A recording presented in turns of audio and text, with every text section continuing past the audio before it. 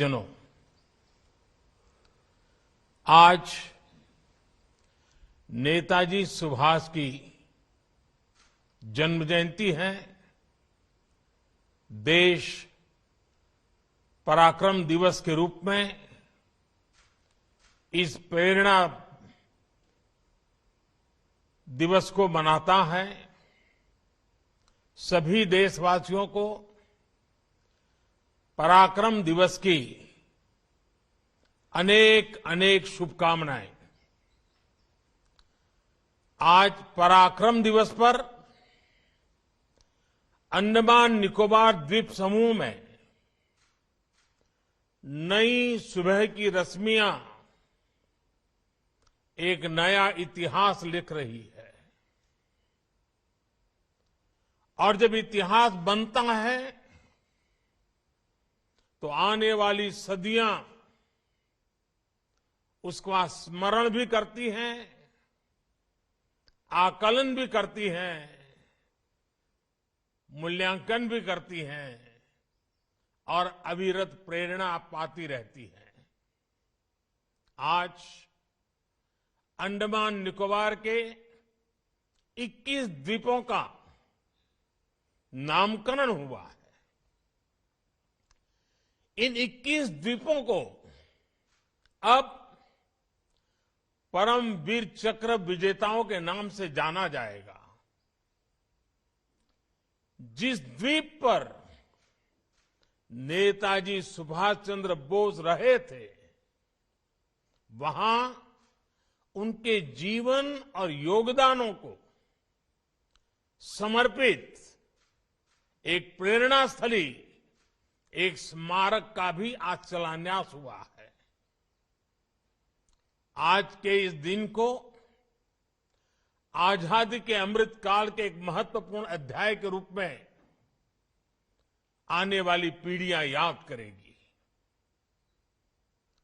नेताजी का ये स्मारक शहीदों और वीर जवानों के नाम पर ये द्वीप हमारे युवाओं के लिए, आने वाली पीढ़ियों के लिए एक चिरंतर प्रेरणा का स्थल बनेंगे। मैं अंडमान निकोबार द्वीप समूह के लोगों को और सभी देशवासियों को इसके लिए बहुत बहुत बधाई देता हूं। मैं नेताजी सुभाष और परमवीर चक्र विजेता योद्धाओं को श्रद्धापूर्वक नमन करता हूं। भाई और बहनों, अंडमान की ये धरती वो भूमि है जिसके आसमान में पहली बार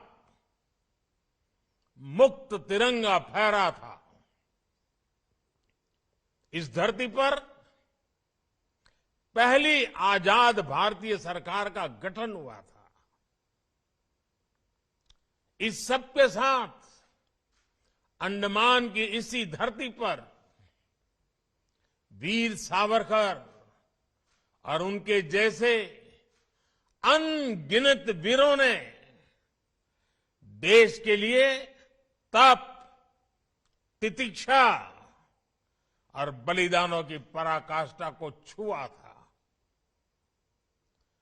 सेल्युलर जेल की कोठरियां, उस दीवार पर जड़ी हुई हर चीज आज भी अप्रतिम पीड़ा के साथ साथ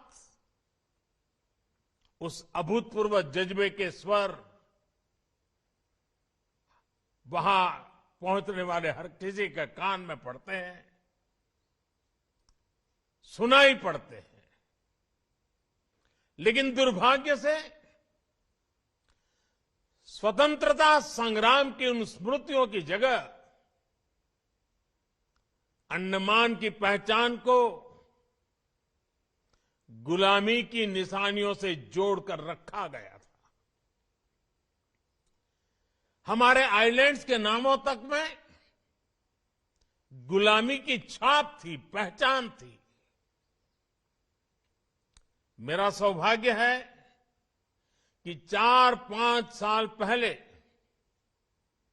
जब मैं पोर्ट ब्लेयर गया था तो वहां मुझे 3 मुख्य आइलैंड्स को भारतीय नाम देने का अवसर मिला था। आज रॉस आइलैंड नेताजी सुभाष चंद्र बोस द्वीप बन चुका है। हैवलॉक और नील आइलैंड स्वराज और शहीद आइलैंड्स बन चुके हैं। और इसमें भी दिलचस्प ये कि स्वराज और शहीद नाम तो खुद नेताजी का दिया हुआ था।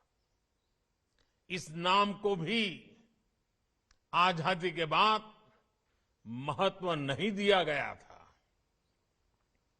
जब आजाद हिंद फौज की सरकार के 75 वर्ष पूरे हुए तो हमारी सरकार ने इन नामों को फिर से स्थापित किया था। साथियों, आज 21वीं सदी का ये समय देख रहा है कि कैसे जिन नेताजी सुभाष को आजादी के बाद भुला देने का प्रयास हुआ, आज देश उन्हीं नेताजी को पल पल याद कर रहा है। अंडमान में जिस जगह नेताजी ने सबसे पहले तिरंगा फहराया था, वहां आज गगनचुंबी तिरंगा आजाद हिंद फौज के पराक्रम का गुणगान कर रहा है। पूरे देश में और देश के कोने कोने से जब लोग यहां आते हैं तो समंदर किनारे लहराते तिरंगों को देखकर उनके दिलों में देशभक्ति का रोमांच भर जाता है। अब अंडमान में उनकी याद में जो म्यूजियम और स्मारक बनने जा रहा है, वो अंडमान की यात्रा को और भी स्मरणीय बनाएगा।